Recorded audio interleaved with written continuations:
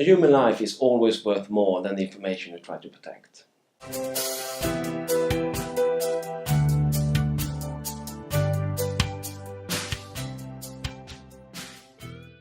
Jesper and Gregor, welcome to this episode of Architecture Corner. And today's topic is about security. Jesper, you're a security expert, and there is something I wanted to talk with a security expert about for a long time, and I've seen that there is sometimes a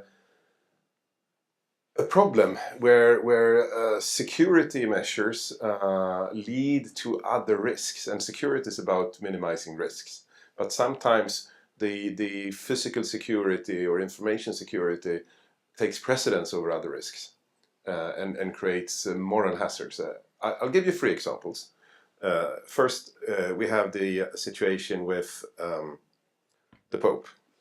It used to be that the Pope went in his Papamobile, very secure and, of course, quite or safe and very necessary, because there has been numerous attempts to kill the Pope. But on the other hand, that created a kind of distance between the Pope and other people. And this is a guy who inherited his position from a guy who was crucified upside down for having the position. So the new Pope, he got rid of the Papamobile and used his good old car that he had been using for many years. Perhaps it has some security amplification, but by doing that, he's putting himself closer to the people and avoiding a kind of moral hazard. My second example is the infamous airplane door. It used to be possible to open the door, and so there were some terrorists, and then it was decided, you can't open the door from the outside because that could be a danger.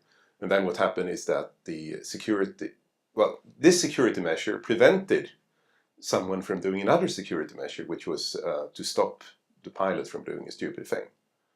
So, and then my third example is in the information security, because we're IT people. So in order to do my work, I need to have software on my computer that's not there by default. It's not provided by my company.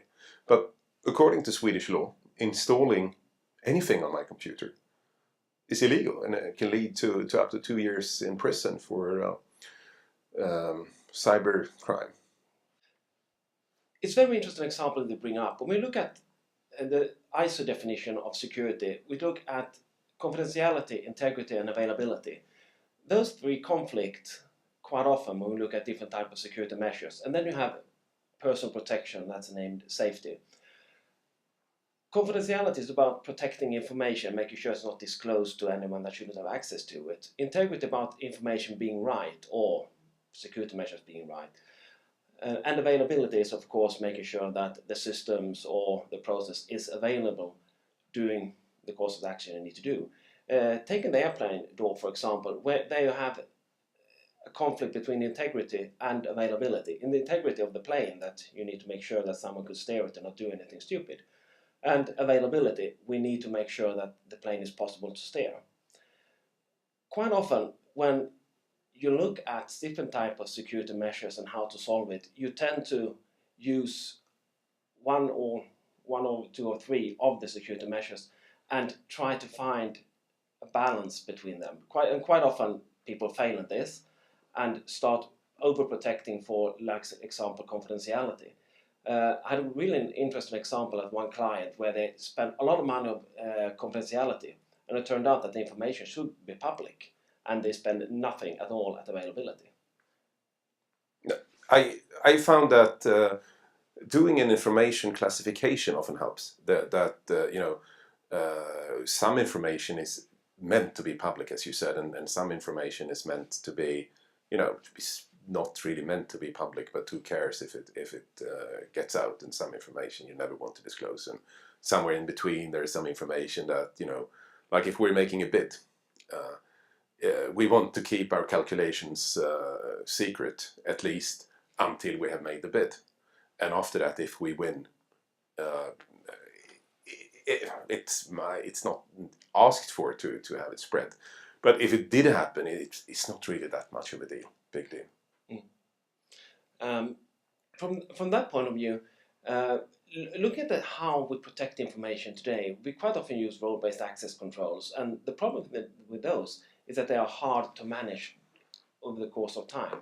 Today we're looking more at attribute-based access control to manage when information is classified, information classification is changed during the course of time. For example, like you're doing an advertisement for any type of hamburger restaurant. At the first, confidentiality is really important. You have to make sure that only a selected group knows about this ad and how it should look like and how it should be advertised. After a while, a few days or a few weeks before it's supposed to go public, you need to involve a lot more people. You have to make sure that the information is right, that the pictures look good and everything. And of course, when it goes public, a lot of people need to have access to it, as it's supposed to be.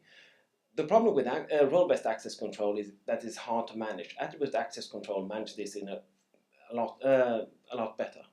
So, well, you said that right before going public, you need to make sure that the information is correct, and here could be an example of what I'm talking about. It's kind of a moral hazard. Suppose that you have a working material that is not correct. Maybe it contains offending language. Maybe it contains incorrect information, and it's not meant to be public. But for some reason it goes public, and then that creates a big problem. And you thought that because you have all these security measures in place, it will not leak. Mm-hmm. You have a perfect example with Sony Pictures and all of the mails that was leaked just recently. There was a news flash today that 100,000 of mails were published on WikiLeaks regarding Sony Pictures. And a lot of that material was more or less discussion material. So a lot of mails going to and forth and more discussions, and people were using offending language, or well, it wasn't meant to go public.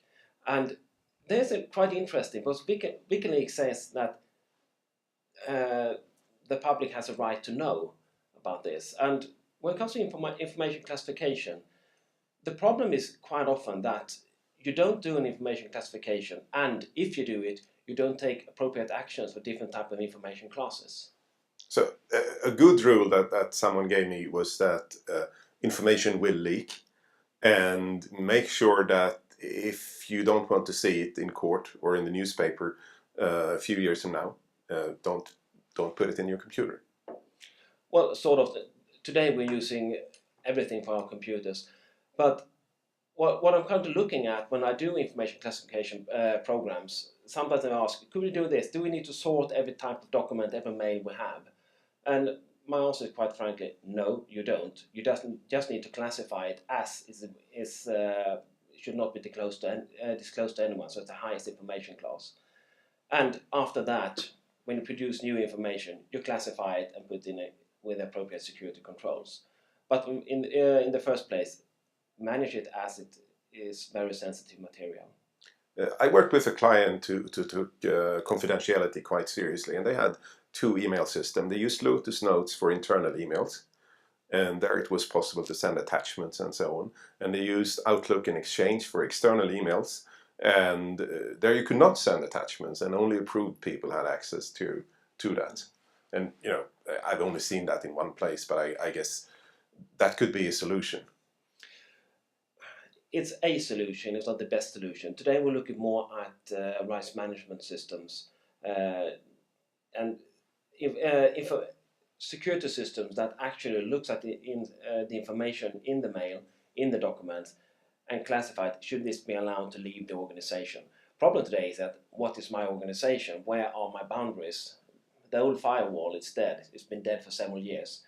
And now we're looking at how do we manage information that's in either in the cloud or in our mobile phones or wherever we store it. We need to look at different types of security measures, more protecting information at itself rather than protecting the device or protecting the network.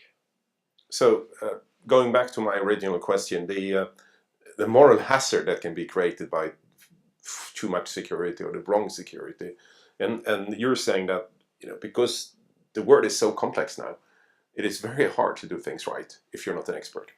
Yeah, I would say I wouldn't say it's that hard, but you you need to take everything into account, both all three of the words: confidentiality, integrity, and availability, and not to forget safety.